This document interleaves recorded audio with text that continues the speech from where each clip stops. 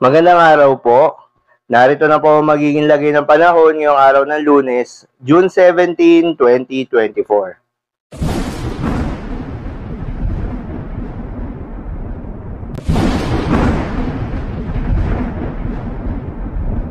Sa kasalukuyan na tayo sa pag-asa, patuloy pa rin ang pag-iral nitong southwest monsoon o hanging habagat, partikular na sa may western section ng Southern Luzon at Visayas.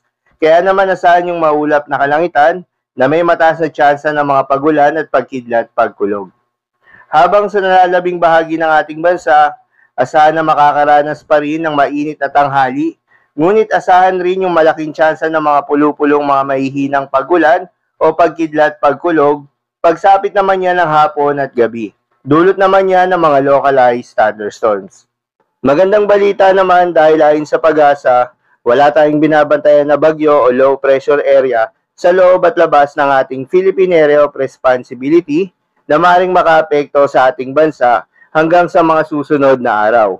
Ngunit ayon sa inilabas na datos ng pag-asa, maaaring isa o dalawang bagyo ang posibleng mabuo o pumasok ng ating Philippine Area of Responsibility ngayong buwan ng Hunyo.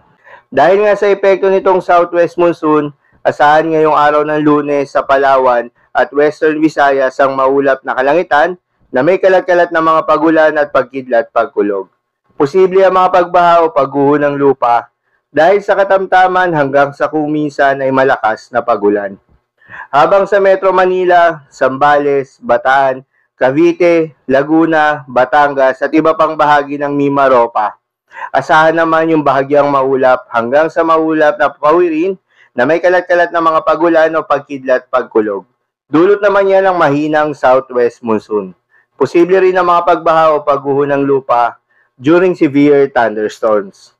Habang sa natitirang bahagi ng ating bansa, asahan rin yung bahagyang maulap hanggang sa maulap na papawirin na may kalat-kalat na mga pagulan o pagkidlat pagkulog. Dulot naman yan ng mga localized thunderstorms. Posible rin ang mga pagbaha o pagguho ng lupa during severe thunderstorms. Madalas nabobuo ang mga thunderstorms sa ito tuwing hapon o gabi na maaaring magtagal ng 1 hanggang 2 oras. Ingat sa mga posibleng pagbaha o pagguho ng lupa during severe thunderstorms. Ugaliin rin na magdala ng payong pananggalang sa mainit na araw at posibleng pag-ulan sa hapon o sa gabi.